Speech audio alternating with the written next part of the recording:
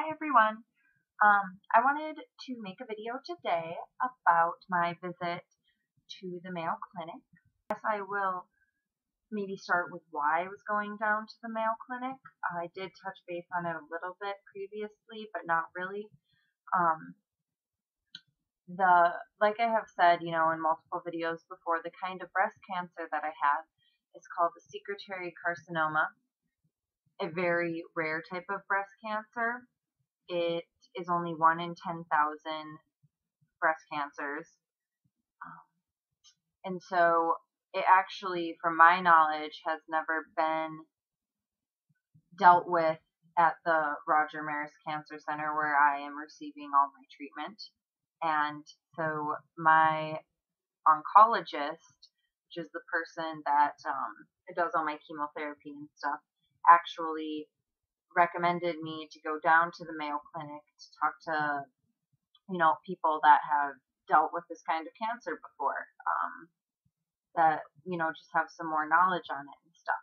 So that's why I was going down there, because I do start chemo this Friday, and I wanted to make sure that the chemos that I'm doing are going to be chemos that are going to work. It's going to be 3 different types of chemotherapy, and it's going to be over the course of 20 weeks, and it's going to be 16 sessions of chemo.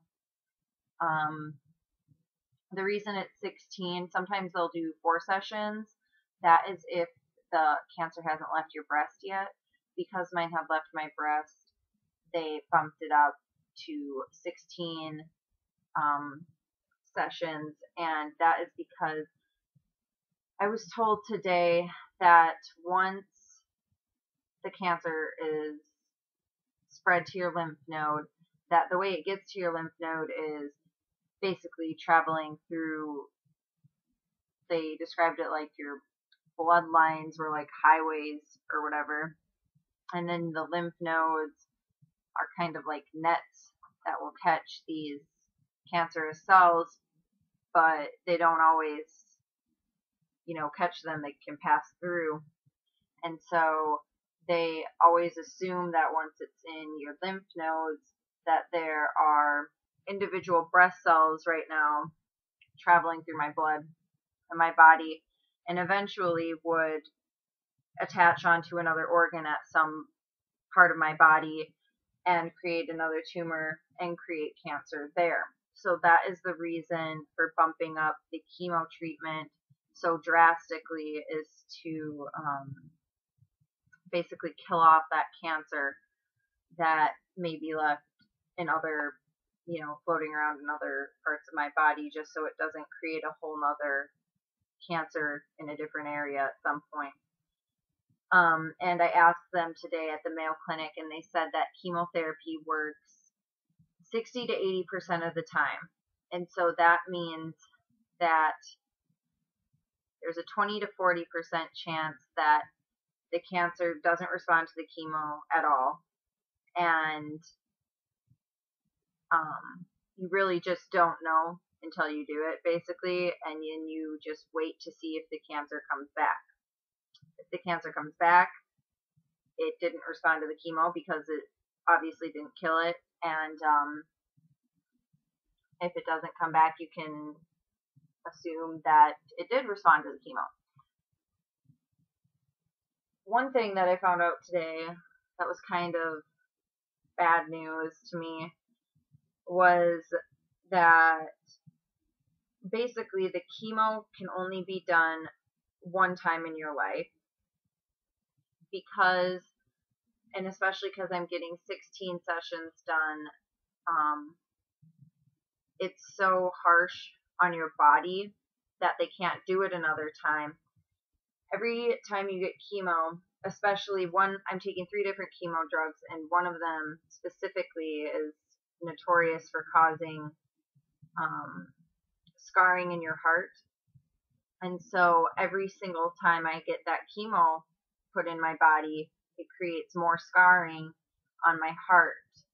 And they can't do chemo again, because if they do it again, there'll be enough scarring in your heart that you get congestive heart failure, and then your heart stops and you die.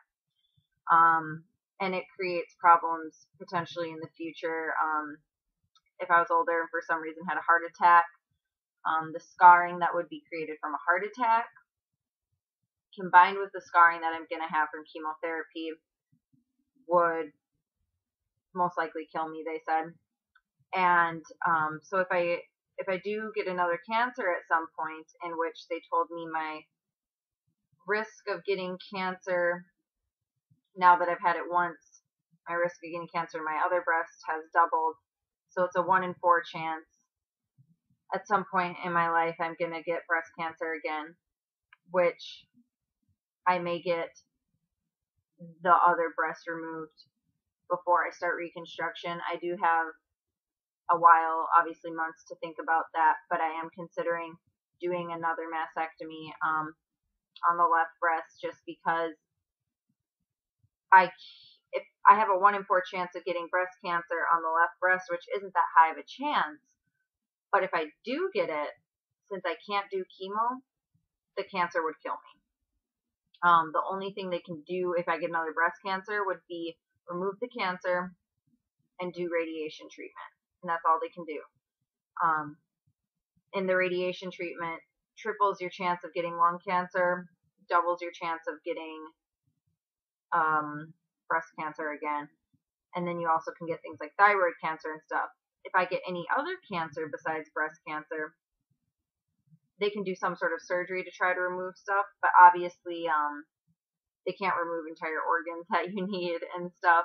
And I can't have chemotherapy again of any kind, not for any kind of cancer. Basically, if I get cancer again in my life at some point, they made it seem like it was going to kill me. Good news I got today, however, the doctor at the Mayo Clinic didn't think that I would need to do radiation.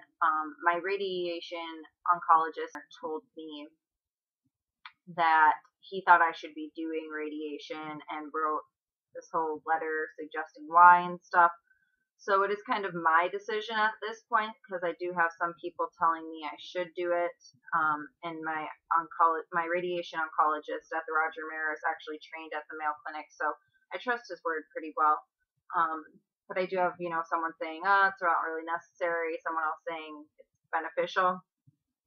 It would increase my survival rate from what it looks like. It would increase it like 5 to 10%.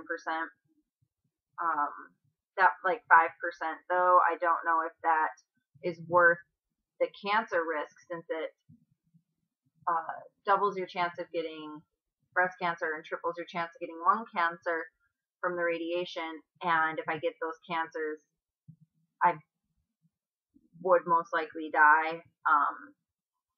I don't think that the radiation is worth it, because I would hate to get one of those cancers and then not be able to treat it because I can't do chemo.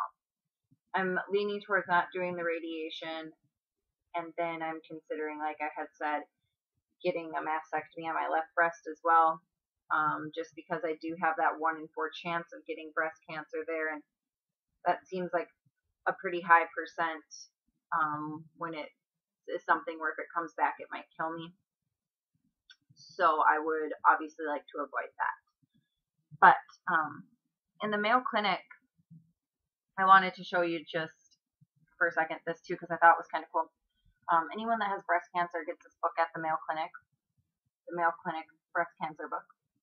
And it actually has I've just kind of skimmed through it a little bit because it's super thick. But it does have a lot of information.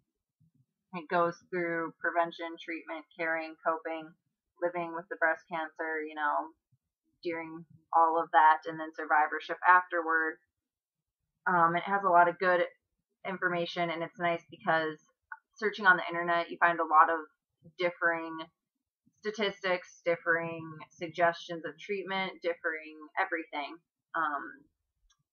And you know that this is going to be something that is accurate.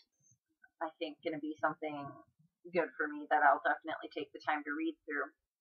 That is, kind of what we did up at the Mayo. Talked about those chemos, talked about radiation, and basically got the go-ahead for Friday. I am very nervous to start chemo. I wasn't so nervous before, but I'm getting more nervous just because I'm not ready to feel sick, if that makes sense. Because right now I feel completely healthy and completely fine and normal. The most bothersome thing has been my mastectomy. I can't tell I have cancer at all. But knowing that the chemo is going to make me, feel weak and feel tired and make it possibly more difficult to eat and have these mouth sores and just the little things that you have to change. I have to wear shoes all the time, even indoors. I have to wear like a mask if I'm around people for a few days after chemo and stuff because they have no immune system. I really have to change my diet. They get pretty strict on your diet. There's a ton of stuff that I can't eat anymore. I don't know. I'm nervous about it, but the sooner I start it, the sooner I get it done with. I actually still have, I'll show you guys, still have hair up underneath here. I'm going to shave that tomorrow. The reason I'm going to do it tomorrow is because the binder for the chemo stuff that I have from the Roger Maris said that from the breast cancer chemotherapy, I would lose my hair about a week after the first treatment, and then it would take 2 weeks until it was all of my body hair is fully gone.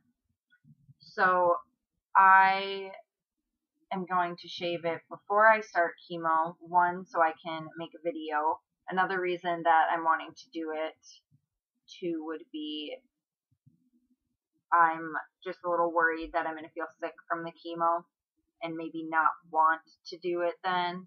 I can definitely see, because I know the type of person I am, and if I'm feeling like crap from the chemo, I'm not going to want to shave my head and make myself feel even worse. Because I know mentally and emotionally it might be something that I don't want to have to deal with. So if I'm already feeling like crap from the chemo, it would just be, crap on crap, basically. So I definitely want to do it before I start chemo, and then I can make that video too, because I know I'll be feeling well enough to do it. I believe that is it. If I think of anything else, I'll definitely put it in a video coming up here. But I'm going to be bald tomorrow, I think. Oh well. It'll grow back, and then my hair won't be in the way of wearing all my lovely wigs. So, it's all good. My wigs look better than my natural hair anyway, which is why I wear them right now. So, you will see me next time, and I'll be bald next time you do.